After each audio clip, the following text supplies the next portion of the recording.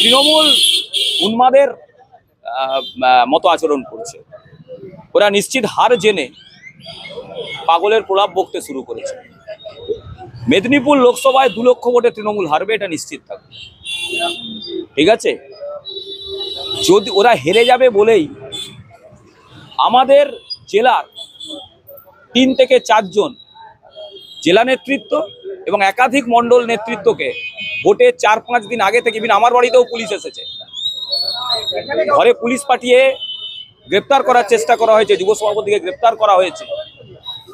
আতঙ্কিত, ভীত, হেরে যাবে, তাই এভাবে, যেটা মেদিনীপুরের রাজনৈতিক সংস্কৃতি নয়।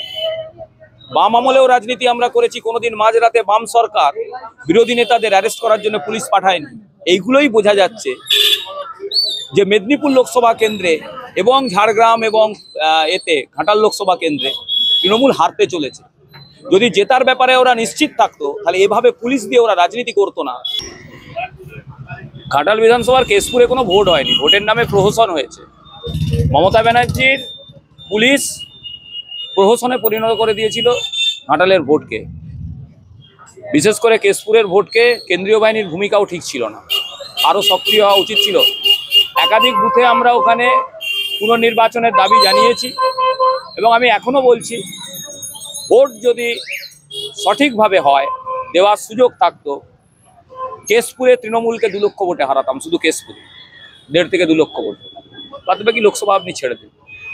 আজকে কেশপুরে যে অস্থিরতা তৈরি করে আমাদের প্রার্থীকে ঘিরে রেখে দেওয়া হলো, এইটা প্রমাণ করে পশ্চিমবঙ্গ থেকে তৃণমূল জনবিচ্ছিন্ন হয়ে পড়েছে। মমতা ব্যানার্জির পাশে তার নিজের দলের কর্মীরা নেই, দুষ্কৃতীদের নিয়ে ভোট পরিচালনা করেছেন। আজকে কেশপুর এবং ঘাটাল লোকসভা সহ মেদিনীপুর লোকসভার 2-1টি ক্ষেত্র যেভাবে বিশৃঙ্খলা তৈরি হয়েছে, সেই জায়গায় দাঁড়িয়ে বলা যায় মমতা ব্যানার্জির পরাজয় শুধু সময়ের অপেক্ষা। 4 তারিখের পর এই দলটাকে আর খুঁজে পাওয়া যাবে না, নিশ্চিত থাকবে।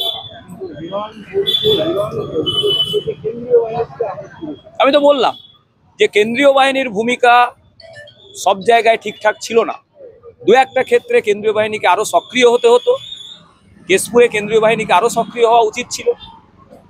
প্রার্থীকে ওই বিক্ষোভের থেকে বের করে দেওয়ার দায়িত্ব ছিল কেন্দ্রীয় বাহিনী, কিন্তু সেটা তারা করে উঠতে পারেনি। হতে পারে তাদেরকে মিসগাইড করা হয়েছে।